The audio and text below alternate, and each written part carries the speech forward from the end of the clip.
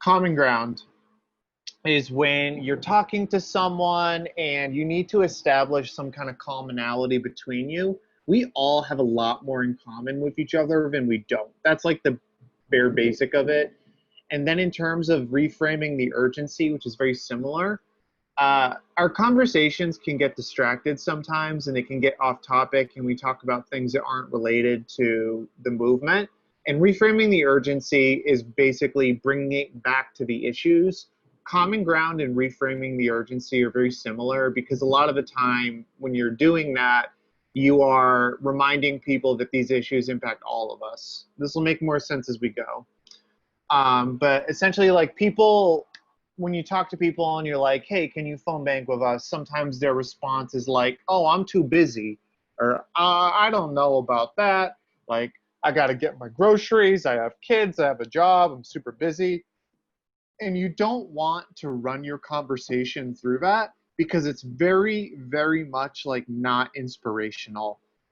Getting people involved, like for real, isn't going to take reverse engineering someone's personal life. It's going to take bringing it back to the issues. It's pathos.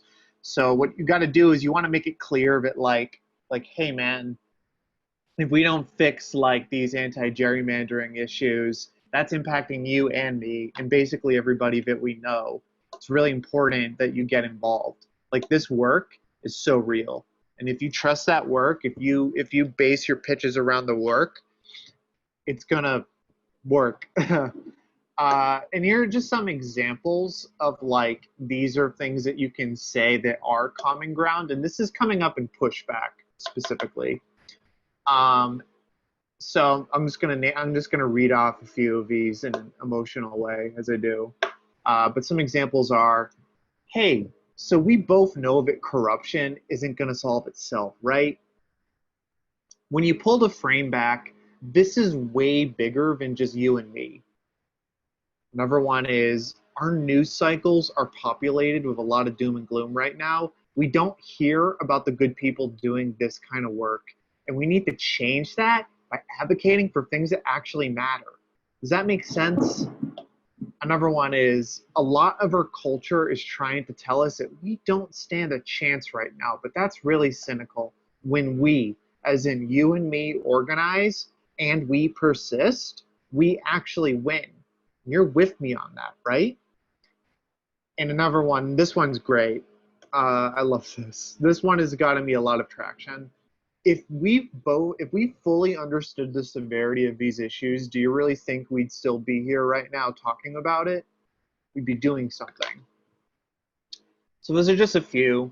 And basically what it's doing is it's making it clear that like, hey, this is really important. It's not just about like your schedule. It's not just about like, oh, phone banking is kind of iffy. It's about like it matters, you know. When you get someone to sign up and get on the phones, that actually does make a difference. Even if it's small, like it changes history in some shape or form. And that's the kind of energy you really want to like try to bring into these calls. Once again, we're going to our pal Batman. How does he do it? Batman is classically known. Oh my goodness, that thunder. Can you hear that? It's a lot. Um, how does Batman do it? So in this scene, he's confronted with the Joker. The Joker's done a lot of really bad things in this specific comic that are a little problematic. But Batman comes at this towards the end, like rather than like aggressively beating this guy up, he comes at it from a place of understanding. He says it doesn't have to end like that. I don't know what it was that bent your life out of shape, but who knows? Maybe I've been there too. Maybe I can help. That's dramatic, but that's the general sense that I'm talking about. We're trying to meet people where they're at. We're trying to come at them from a place of empathy. We want to connect with them. And when you can do that kind of work, and I know that's scary because it's risky, it pays off. You know, these are the kind of things that can really turn a conversation that's going sour around and make it into a really productive dialogue. He was able to use empathy in that situation to reach out to his nemesis in a really effective way. And instead of going on the offense, he backtracked. He made it clear he's on the same level as this guy.